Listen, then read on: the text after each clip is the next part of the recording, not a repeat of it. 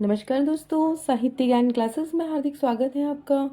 आज के सत्र में हम अध्ययन कर रहे हैं भारतीय नवजागरण और स्वाधीनता आंदोलन की वैचारिक पृष्ठभूमि। जो आज का सत्र है हमारा, इसमें हम प्रमुख महावीर प्रसाद द्विवेदी और हिंदी नवजागरण से अध्ययन करेंगे, जिसमें सर्वप्रथम सरस्वती पत्रिका का संपादन, कि सरस्वती पत्रिका का संपादन कब हुआ और सरस्वती पत्रिका का प्रमुख कार्य क्या था। हिंदी भाषा सुधार के किस प्रकार द्विवेदी जी ने हिंदी भाषा को सुधार करने के प्रयास किए।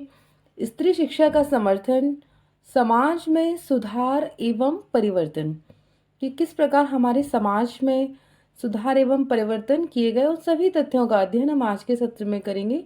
तो चलिए शुरू करते हैं। महावीर प्रसाद द्विवेदी और हिंदी नवजागरण से प्रमुख तथ्य।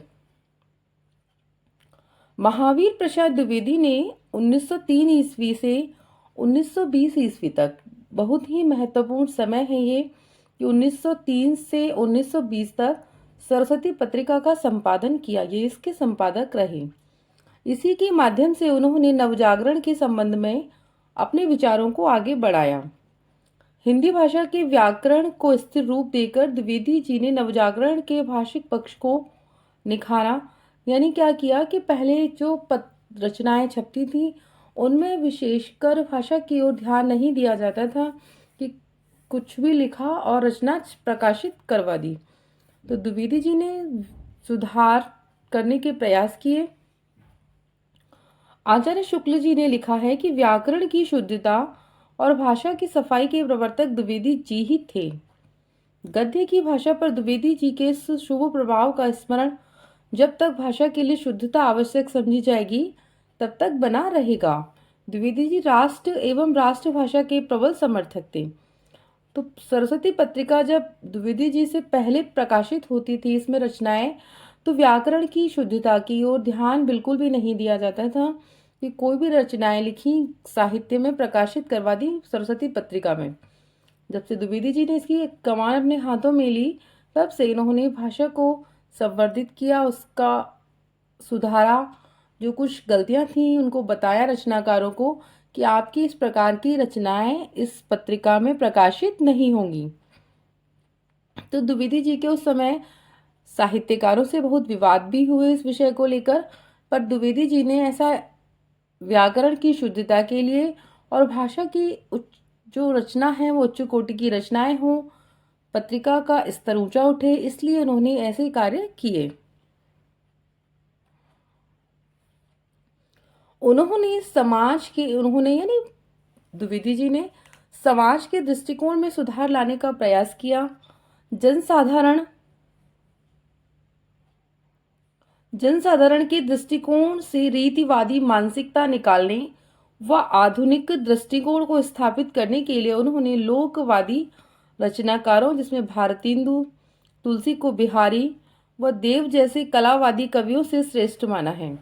वे साहित्य को प्रगतिशील मार्ग पर ले गए।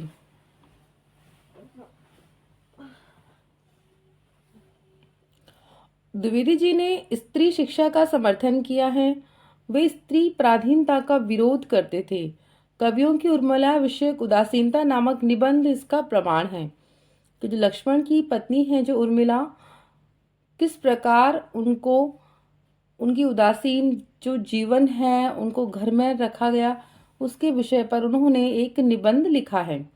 द्विवेदी जी ने कुरीतियों का विरोध किया तथा वैज्ञानिक चेतना का प्रचार प्रसार किया। वे आधुनिक नए ज्ञान अनुशासनों के हिमायती थे। संपत्ति शास्त्र इनका जो एक निबंध है, उस निबंध की भूमिका में उनका यह दृष्टिकोण दिखा है। द्विवेदी जी छुआछूत के भी विरोधी थे। सन 1914 में उन्होंने निम्न जाति के व्यक्ति हीरा डोम की कविता सरस्वती में प्रकाशित की। एक पहले क्या था, जो निम्न व्यक्ति थे उनको बड़ी ही उपेक्षा की दृष्टि से देखा जाता था। लोग उनकी रचनाएं प्रकाशित नहीं करते थे। दलित साहित्य अलग से प्रकाशित होता था। यानी इस प्रकार की रचनाएं थी, उनको समाज में उच्च जीवन जीने का अधिकार नहीं था। तो इन्होंने हीरा डोम की एक कविता है वो सरस्वती पत्रिका में प्रकाशित की। एक संपादक के रूप में उन्होंने ऐसे साहित्यकारों को बड़ी मात्रा में उभारा जिन्होंने समसामयिक स्थितियों को समझते हुए अपने केंद्र व भारत की समस्याओं को समझा तथा नवजागरण के मूल चरित्र राष्ट्रवाद को बढ़ाने में अपनी महती भूमिका निभाई। कहने का तात्पर्य है कि महावीर प्रसाद द्विवेदी ने उस समय सरस्वती पत्रिका में ऐसी रचनाकारों को रचनाओं को प्रकाशित किया जो समाज में दबे कुचले हुए वर्ग के लोग थे, उनकी रचनाओं को भी प्रकाशित किया और उन साहित्यकारों को भी उन्होंने स्थान दिया जिनकी रचनाएं कहीं पर भी प्रकाशित नहीं होती थी। छोटे स्तर के भी सभी रचनाकारों को उन्होंने सरस्वती पत्रिका में प्रकाशित करने का एक मौका दिया और उन्होंने क्या है कि राष्ट्रवाद की आगे बढ़ाने में अपनी एक महती भूमिका उन्होंने निभाई। तो आज के सत्र में इतना ही, आगे के सत्रों में जुड़े रहिए। अगर वीडियो अच्छी लगी है तो लाइक कीजिए, चैनल को सब्सक्राइब कीजिए, शेयर कीजिए और कमेंट्स कीजिए। बहुत बहुत धन्यवाद।